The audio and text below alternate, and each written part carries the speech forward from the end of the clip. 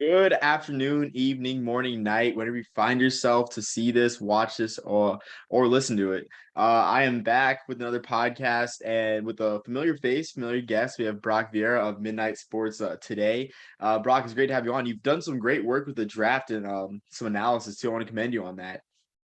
Thank you so much. Yeah, it was a treat, working with Tyler Fukuroda, who's now with the Raiders, Bill Carroll, obviously a knowledgeable voice, and of course, a good friend of yours, Mr. Jackson Danner. It was a lot of fun.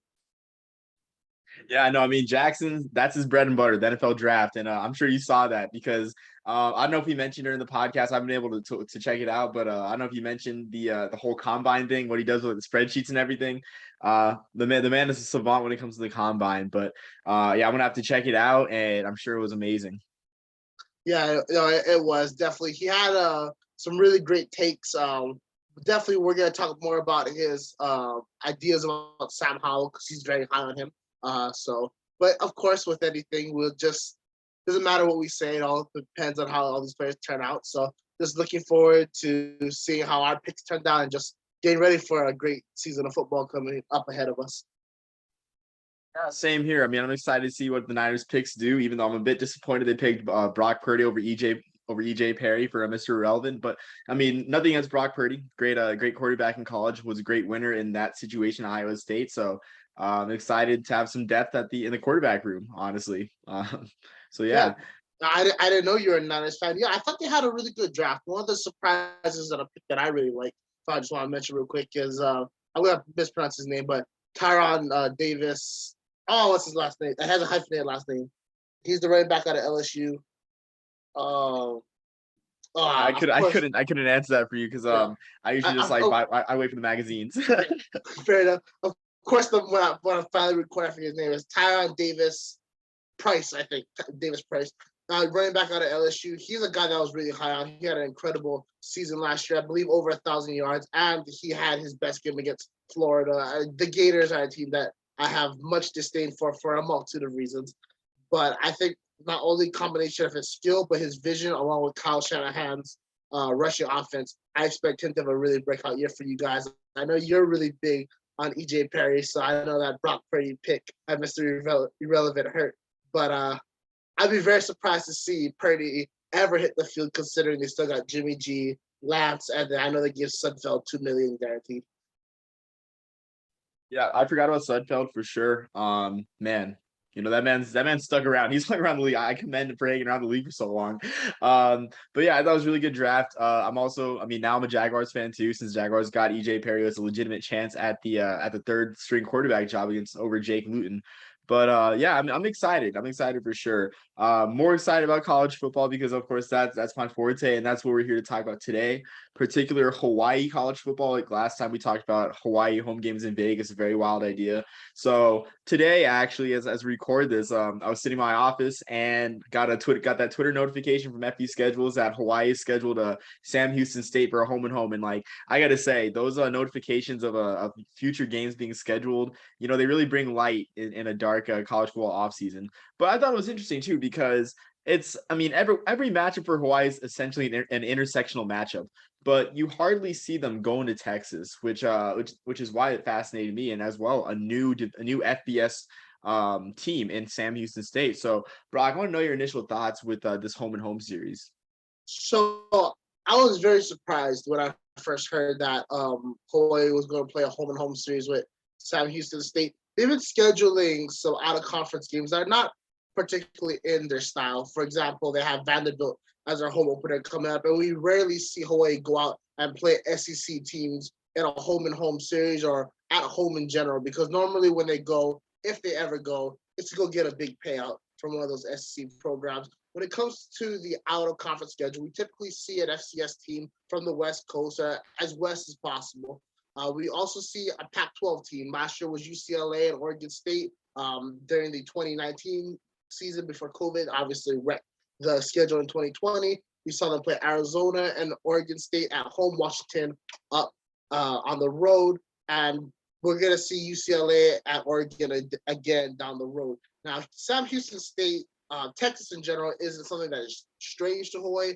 Hawaii has played SMU, course, I'm gonna forget the name while I'm on camera. Rice, teams of that nature per se. Houston, but those are both bowl games, so it's not something that's per se new, but I think it is telling of where the program wants to go in terms of scheduling and even a possible conference realignment down the road. Yeah, absolutely. I mean, I think it's an interesting point about conference realignment because you mentioned Texas being a familiar territory for Hawaii. Those old WAC days, I think the post 96 WAC days for sure. With when the Southwest Conference dissolved, you got Rice, TCU, SMU, as you mentioned before, and even like when a bunch of those schools left to form Mountain West, the Texas schools did remain. Now, as of late, the last regular season game they played in Texas was I think 2014 against Rice in Houston. But then again, you have the 2020 Frisco Bowl, or sorry, the 2020 New Mexico Bowl in Frisco. Uh, yeah, an iconic moment in bowl history. So it's very. I mean, Hawaii's no stranger for sure, but you don't see them schedule themselves to play in Texas that often.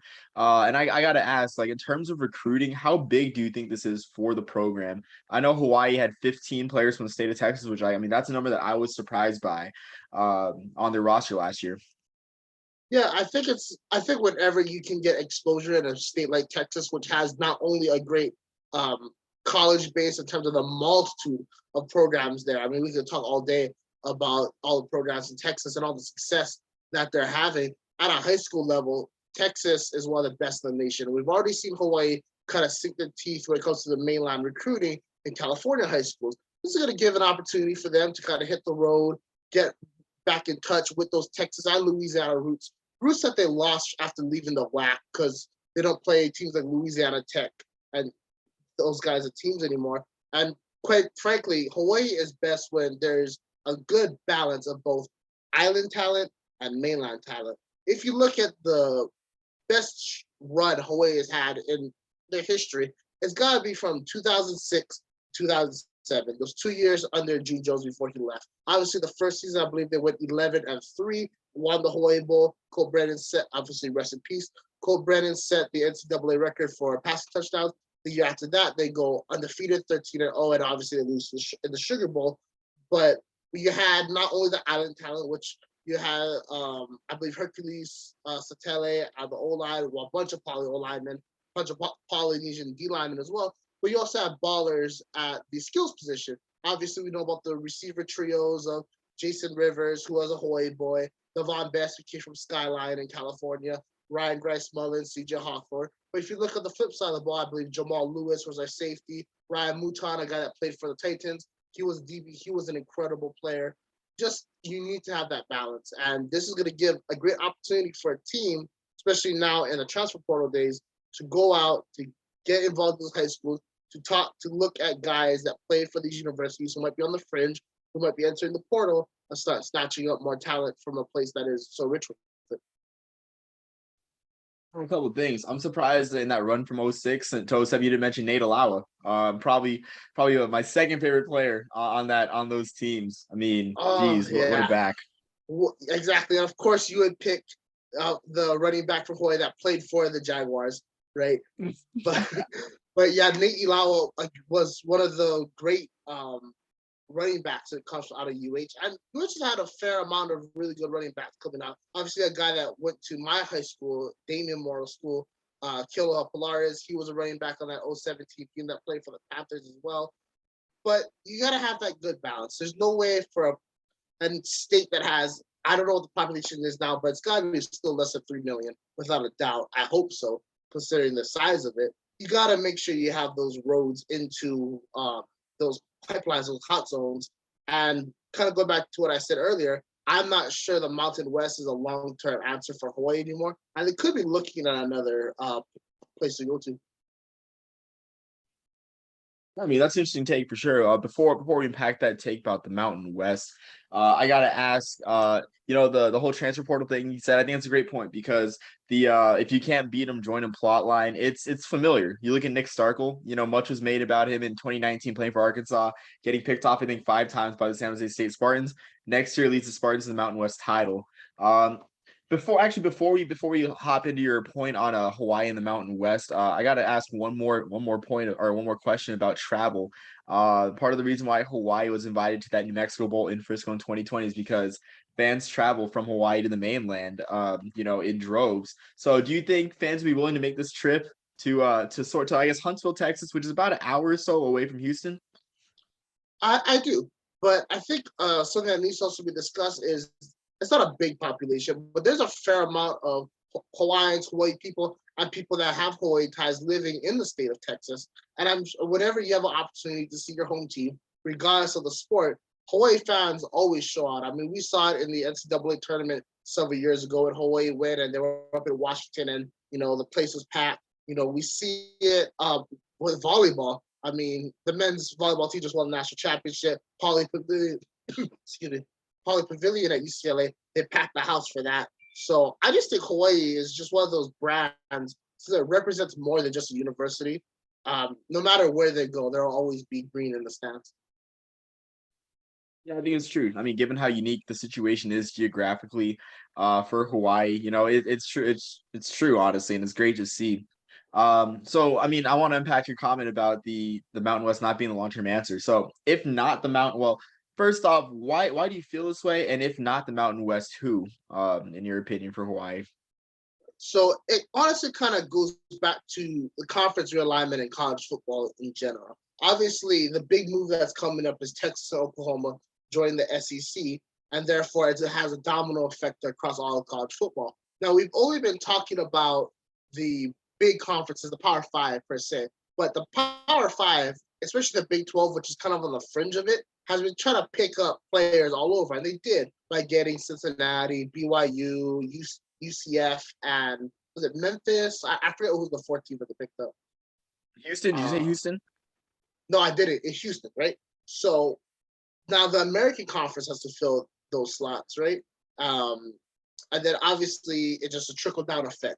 Like a team like Sam Houston State, they were in the WAC, but the WAC was at an FCS level. They've made the jump to the FBS level. Now they're in Conference USA. And Conference USA is probably going to have teams taking from them to the American in the future, most likely. I'm thinking Western Kentucky and Western Kentucky and UTSA. I think are possibly the next two teams to make that jump. So with that being said, where is Hawaii right now in terms of a program in the Mountain West? Since the creation of the Mountain West, going from the Mountain West Conference to just the Mountain West, getting all those old WAC teams to join, Hawaii has been one of the few outliers to not experience a tremendous amount of success in the Mountain West. Yes, they did make the championship game in 2019, but they lost. Quite frankly, they haven't been a player in the Mountain West ever since they moved. Obviously, that was hampered by Mom Chow's disastrous 4 years in Hawaii, but that's all beside the point. San Diego State has made great, incredible leaps with two head coaches, Rocky Long, and obviously now with what's his name? The Michigan head coach that he was before. Brady Hoke. Thank you, Brady Hoke. Of course, the names elude me, right? But they didn't even win. Utah State won. Utah State was not a big player in the WAC. Nevada has had a lot of success over the years, especially this past year. Obviously, Carson Strong went undrafted, but both Cole Turner and Romeo Dobbs found homes in the NFL in this draft. But Boise State remains the dominant force that they've always been. Yes, they took a step back, but it was also Andy Avalos' first year. They'll be back. Fresno State had tremendous amounts of success, and they will again. Obviously, Jake Hayner, they had great success last year. They gained Jeff Tedford back as head coach. They won the Mountain West some years back with Derek Carr and Devontae Adams, right? All those guys. Air Force has always been a player in that place. Where does Hawaii go, right? And yes, it makes sense from a geographical standpoint and from a rivalry standpoint because they're longtime rivals, Fresno, Wyoming, Air Force, Nevada, UNLV. They're all there, right? And most of them are on the West Coast.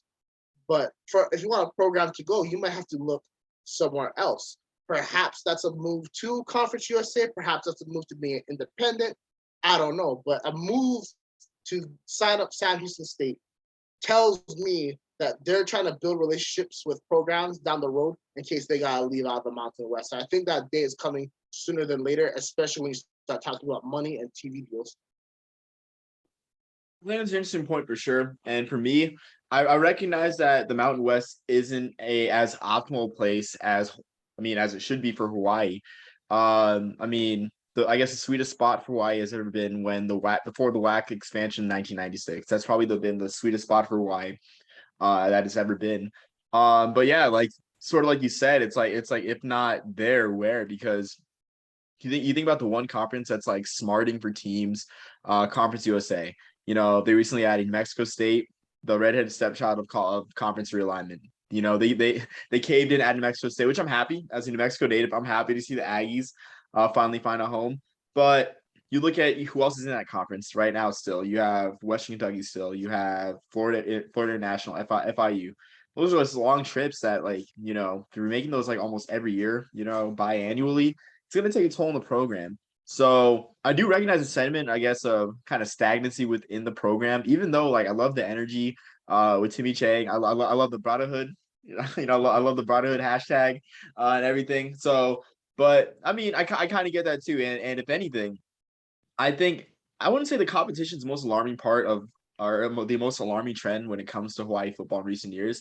I think it's the scheduling because I've talked about it before on Twitter where it's like, 2008 Cincinnati versus Hawaii represents almost like ages ago, a different era in college football where you'd have a BCS AQ champion struggling in the first week of December against a Hawaii team and against Hawaii in a game that, has serves no other purpose than, getting the players a nice trip and getting, the fans out to the islands.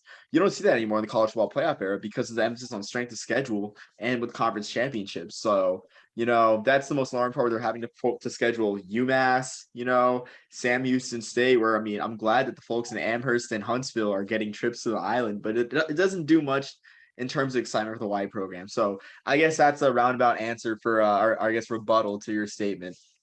Yeah, no, and I want to make myself clear. I'm not saying Hawaii is going to leave the Mountain West. I'm not saying they're going to leave it for Conference USA. I do think, along with the new Brotherhood era, things need to change. That's something that has to be said. And you look at a team like Sam Houston State, right? I don't want to say they came from out of the blue because Casey Keeler, their head coach, he's been around for a long time. He was Joe Flacco's coach at Delaware. He just won another Division I title in 2020 with Sam Houston State. And this is a team last year that beat Incarnate Wood, whose quarterback is Cam Ward, now at Washington State, and a possible guy to look out for the first round of the draft next year.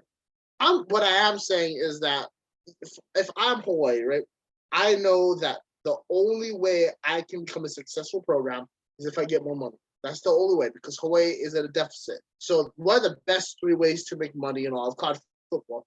Well, you can go up and play a Power 5 school and they can give you a payout. But that's 1.2, 1.4 million. That's before taxes. The second best way is to move to a bigger conference. But it's real now. Hawaii is not in that position, or they would have left for the Pac-12 or something like that a long time ago. Or 3 is to play the New York 6 game, right? Those are always the big money. I mean, correct me if I'm wrong, but I cannot remember the last time I see a Mountain West team make a New Year's 6 game where I see a bunch of teams from other conferences, mostly the American, but there's been Western Michigan from the MAC and Coast Carolina. No, they didn't make one. But Coast Carolina and Appalachian State are on the verge of making theirs, right? The Mountain West, just because of scheduling, like you mentioned, and just all those factors in general, it's just not happening. Whereas if Hawaii can establish these relationships with these programs like UTSA and like Sam Houston State and teams that give them some recognition, if they go the independent route, they can build a schedule where if they do win out or if they go 12-1 because they play 13 games, they can make a New Year's 6 game and elevate their program. From another standpoint, I don't see the Mountain West really valuing Hawaii for what it's worth. There is no reason why Hawaii should have, I think, 6 pay-per-view games a year, right? First of all, I want to make the pay-per-view program is ridiculous, by the way. All Hawaii games should be free for the people on the islands because I can watch it for free up here in the mainland. I just need to click on my streaming app and I'm good to go. And I didn't have to pay a single thing, right? So Hawaii fans should be punished. But Hawaii 6-7 times a year had the last game and the only game. I mentioned this before. If the Mountain West truly valued that, and if the deal with CBS was truly worth it, they would put that Hawaii game on cable TV as many times as possible. When they play these non-conference games, they're always on TV, always on ESPN, because ESPN values the Pac-12 teams, regardless of how good or bad they are. Mountain West just doesn't show the commitment, in my viewpoint. Commitment went to Hawaii, commitment to putting them on regular TV instead of just CBS Sports. They need to be on actual stations all the time. All the SEC games are over, right? There's no reason why they can't get a contract with some major network. And I just feel like the Mountain West has kept Hawaii, and Hawaii being in the Mountain West has just kept the program stagnant for way too long. That's a great point on the pay-per-view. So I mean, I'm gonna address that in a second. I like so on the point with the New Year's Six. It is true, of course, that the Mountain West hasn't reached a New Year's Six since 2014, the first year of the college football playoff with the Boise State in the Fiesta Bowl. But if I'm being honest, I think the path to New Year's Six for all the other conferences is much easier now with pretty much all the heavyweights in the American leaving. I mean, because Memphis has shown some vulnerabilities in recent years. Excuse me, sorry. Memphis has showed some vulnerabilities in recent years. SMU hasn't really been able to make the jump. We always see them ranked, through late October, early November. Then they always have they've had a meltdown, the past few years. So, you know, I mean, looking at it, Boise State. I mean, the path exists in the Mountain West. I guess for the New Year's Six is either A, beat Boise State and win the conference, or two, beat Boise State and have one or two losses within the conference and maybe beat a Power Five team. Like San Diego State was on that pathway for the most part this past year. The only thing that held them back was a really awful passing game. But that's a discussion for another time. So just on that, I mean. I think this is kind of like a new era for the group of five, with this conference realignment. But then again, I mean, that's something I never thought of either was a pay-per-view contract. I mean, it's just ridiculous that, the fans on the island are being taken advantage like that because that's their team, it represents the island. But yeah, in terms of money, like there really isn't much else to do. Like I mentioned Conference USA earlier, like their TV deal is about to be honestly really pathetic. Honestly, I don't see CBS Sports Network putting much, I guess, effort. I mean, not really effort, but I guess much investment into that contract. Like, what's gonna stop them from, I guess, loading their because they already have Army Navy, right? Army Navy, fill the early slots. Then filling like the rest of their games with like MAC games and everything. So, really an intriguing situation there. But again, like we'll see the next few years. Whether the Mountain West, I guess, chooses to value Hawaii because again, like you said, like they really have not much of an incentive to value Hawaii because they're not an all sports member. So, I mean, yeah, it's sad to think about. I mean, I would hate to see Hawaii go independent, but man, like it's just where else do you go? I mean, yeah. Yeah, no, I don't know, but I do know that Hawaii has been able to maintain non-conference relationships in the past. The most prevalent was the UNLV at Hawaii game where Hawaii was in the WAC and UNLV was in the Mountain West. Regardless of that, they played each other every single year, and I don't see a reason why, with all the connections Hawaii has to big programs, smaller programs, medium-sized programs, they cannot construct a 12 to 13 game schedule a year. They already take care of 3 to 4 out of conference games already. I'm sure teams like Fresno and Nevada will like to play in Hawaii once every 3 years or something like that, just to give recruits, hey, we get to go on a trip to Hawaii. Alongside the fact that you still have a connection with Dave Aranda, who just won the Big 12 with Baylor. I'm sure he can talk with all his fellow coaches, and there's that connection over there. Pac-12 is still a very viable route. I just feel like Hawaii hasn't been able to put themselves in the best position since leaving the WAC, a conference for which they've had a tremendous amount of success, considering where the program has been in the history of the program. Having 3 conference titles in 12 years is nothing to laugh at. Yeah, it's not one of those huge streaks that we would normally see with Ohio State or Alabama or something like that. But Hawaii is still a smaller program at the end of the day. To win a WAC title in 99, to win one in 07, to win one in 2010, that's just not nothing to laugh at. And the fact that it hasn't been able to come together in the Mountain West, I just think it points to a sign where, it's time to shake things up. Yeah, so you mentioned independent schedule, which I think is a good place to turn on our next topic. But before that, I mean, I think you're slick for mentioning the 2010 title, the 2010 shared title. Shared titles count too. But I mean, I'm just gonna let that stand. I mean, Um, I'm not trying to say anything. I'm just saying that a Boise State team that was supposed to be a national title, player, a team that if they won up would have been in the national title game as a non-Power 5 team, lost to a Nevada team led by Colin Kaepernick, who set the NFL late. And that same Colin Kaepernick NFL Nevada team fell to Hawaii, you know, while they were ranked. So I think that title is very much valid considering not only who they had to beat, but also who that team went on to beat as well. yeah, head to head advantages matter. I'm just giving you a hard time, but I yeah. know. But in terms of Reminiscing of those independence, days. one independent that has improved their plight significantly is BYU, of course, going from independence to the Big 12. And something that I completely overlooked, like now we're starting to see BYU cancel their home and home schedule, and we're seeing what they hold, what series they hold to be important. They already canceled the Utah State BYU rivalry, which is like I guess under the radar, becoming a really great rivalry. Honestly, every single year it seemed like every year that Utah State would spoil BYU's like bid for the New Year's Six like every few years, like under the radar.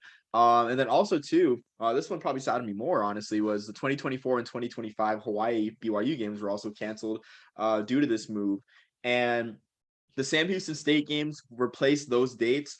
But Brock, as a Hawaii fan, I want to know how much the BYU rivalry meant and how much it hurts to see it go. And yeah. So for me personally, I didn't have the same attachment to that rivalry like a lot of older fans do because that rivalry was very big in the 80s and the 90s and even up into the early 2000s.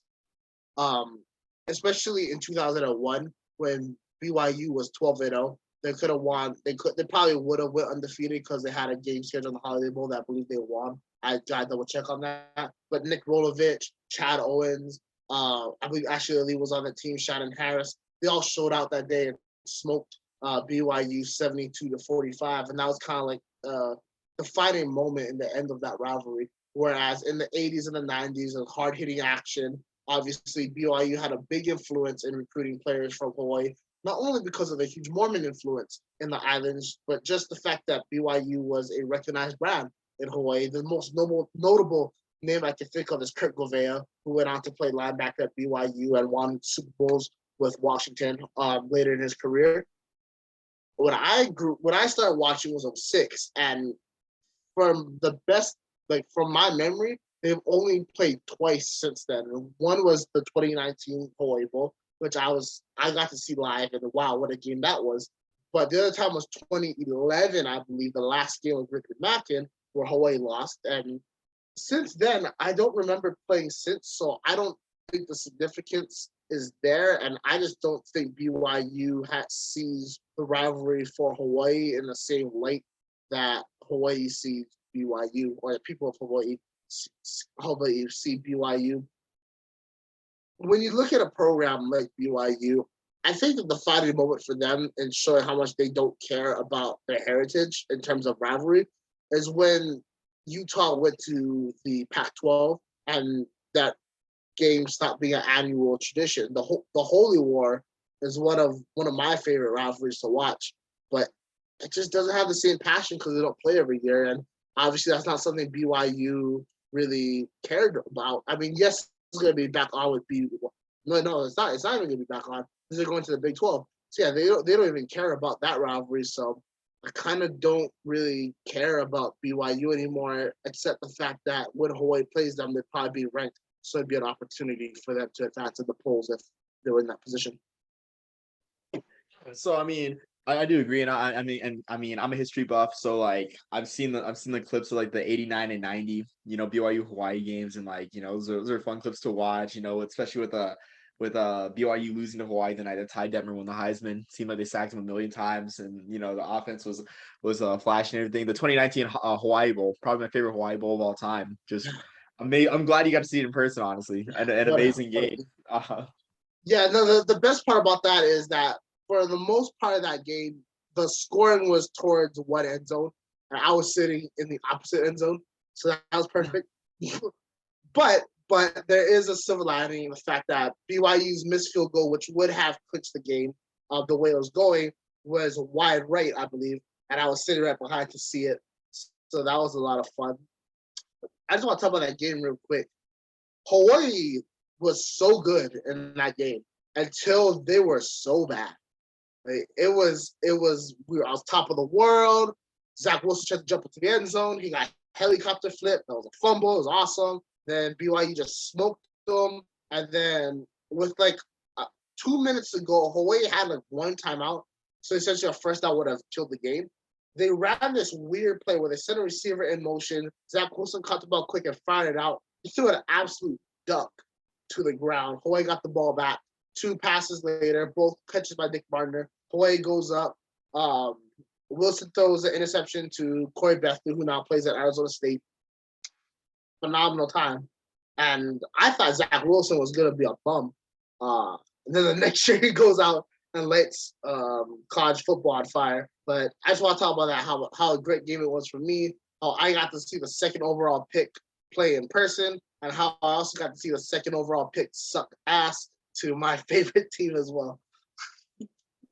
And honestly, I thought that game was going to cost Kalani Sitake his job. I was very surprised they kept him, but obviously it was the right move. No, honestly, I mean, I didn't think that far about Kalani Sitake, but it's funny you mentioned Zach Wilson because I too saw Zach Wilson in college. Had a weekend off and was able to go to Foxborough for UMass BYU, and nothing about freshman Zach Wilson would have me think second overall pick, as BYU fell behind 10-0 to UMass, but ultimately won 35-16. The guy I was really excited to see in that game. I remember I was so hyped to see Andy Isabella, kind of been a disappointment though in the league, sadly. I mean, but we'll always have him being a finalist for the 2018 Blitnikoff Award. Truly probably one of the greatest award achievements that we'll ever see. Receiver out of UMass being an award finalist for the Blitnikoff. But yeah, I mean, I guess going back to BYU Hawaii, it's a good point you make about BYU kind of losing their roots, and I do think that BYU Utah is going to be a yearly game. I don't know if you saw something differently, but I assumed it was going to still be yearly. I don't know if they said anything about it, but the fact that it's at the beginning of the year and not Thanksgiving weekend, because other Pac-12 schools make concessions to not play rivalries not to play conference games on Thanksgiving weekend, like Stanford and USC, Stanford and USC, of course, playing Notre Dame on Thanksgiving weekend. I mean, an easy concession could have been made, but it is kind of sad to see BYU turn its back on its rivals. But yeah, I mean, I guess little by little, final takeaway, little by little, we keep losing little pieces of the whack each day of the original whack. Maybe only history buffs like us will care about that, but that's just my final takeaway. No, you're right. I got to check my info on BYU Utah, so nobody quote me on that. I don't want to be wrong and be spreading misinformation. But it is sad because I grew up in an era where the WAC was highly competitive, not just Hawaii versus everybody else, but just everybody in general. And yes, Boise State decided to break away, but the rest of the WAC was always a very fun thing to watch. It was kind of a treat to see the old rivalry of Hawaii versus BYU in 2019, because there's still the Hawaii fans that wore blue, obviously with the big Y on their chest, and there was still all the Islander fans. It was really fun to see what was in a stadium that hosted it all those years ago, right? Obviously now the condemned Stadium. The year before that, I got to see that Hawaii Bowl in person as well.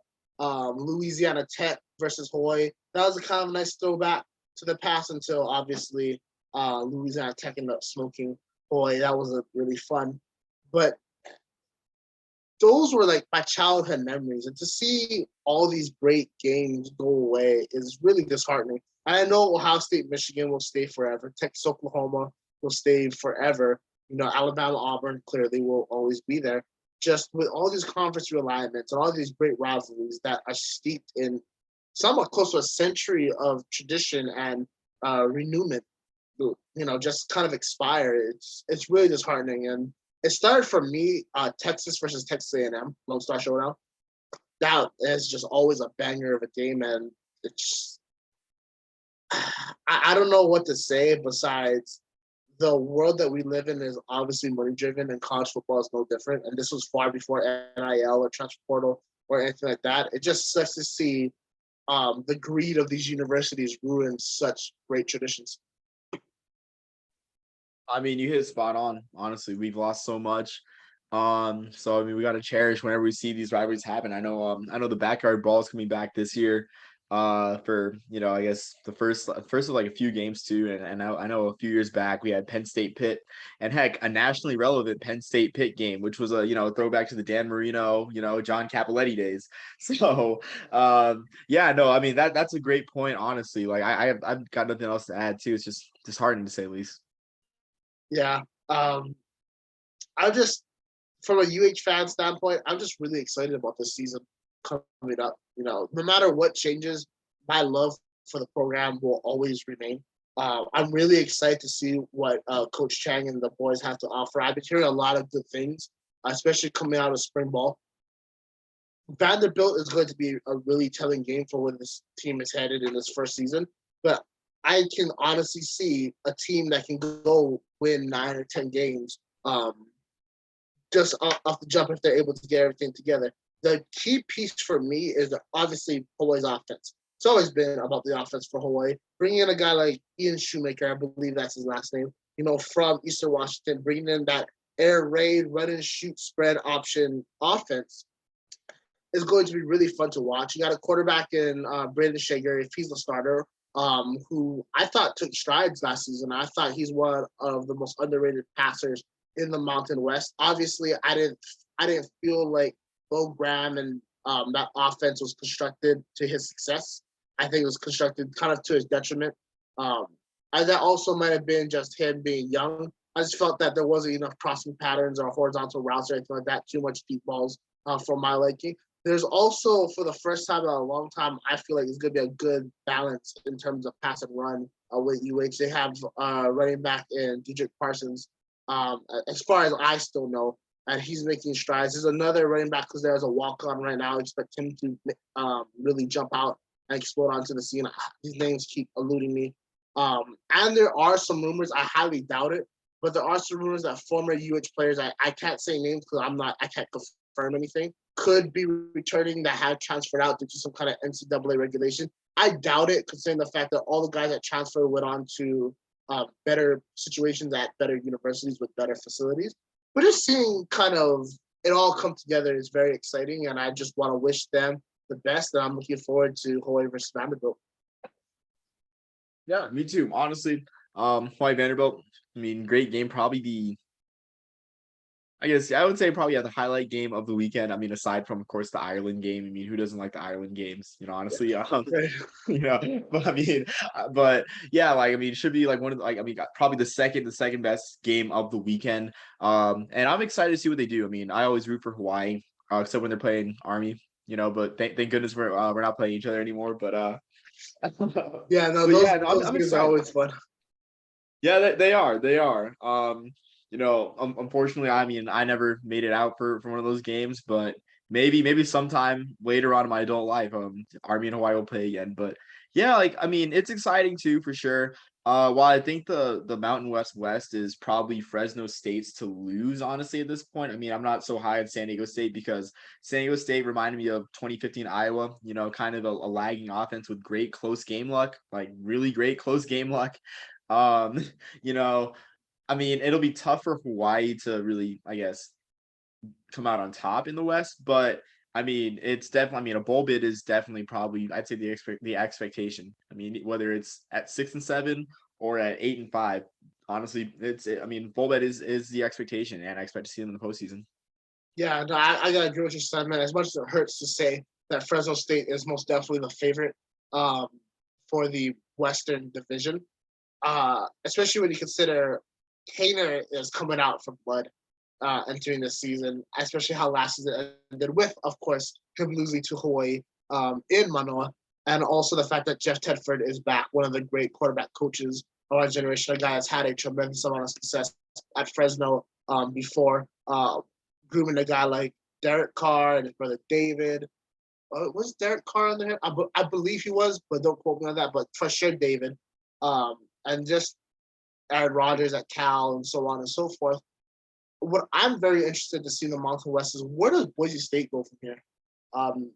they were really lackluster. They gave up a really bad loss to Oklahoma State, a game they clearly had and should have won, and they didn't really recover since. So I'm curious on that. I'm just looking forward to this college football season because for the first time in a long time, I don't know what to expect.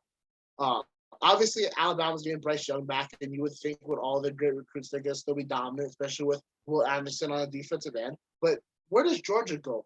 Obviously, they had a national championship staff. They're bringing back a guy in Stetson Bennett at the quarterback. So at least there's some stability there. Lab Company is still going to be a monster. But they lost a bunch of players to the draft, especially on that phenomenal Georgia defense. You look at a team like Texas A&M, who's brought in with the best recruiting class in the nation.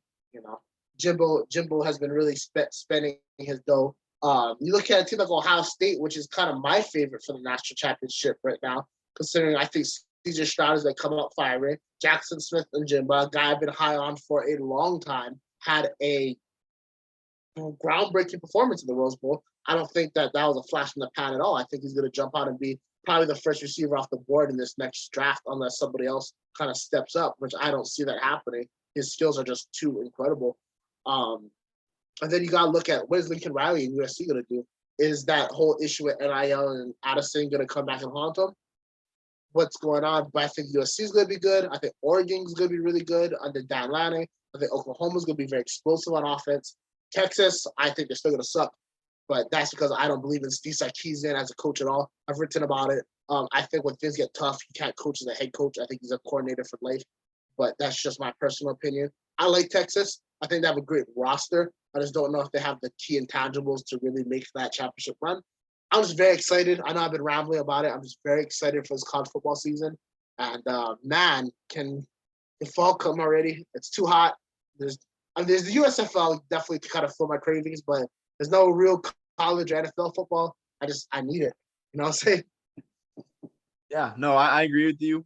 And I mean, I'm gonna throw in a little note. 9 days from now, we get the bowl schedule, so you get to start booking those flights. Booking those flights for those bowl games. I want to book them now, honestly. Like, I mean, it's hard with bowls because I mean that's why Army gets such a good gig in bowl season because every other year they know where they're bowling. The Independence Bowl, it's determined. So months out, you can book your flight to Shreveport, no stress because New Year's Six, as much as I want to dream, it's a fever dream. But that's all I got. Brock, do you have anything else to add?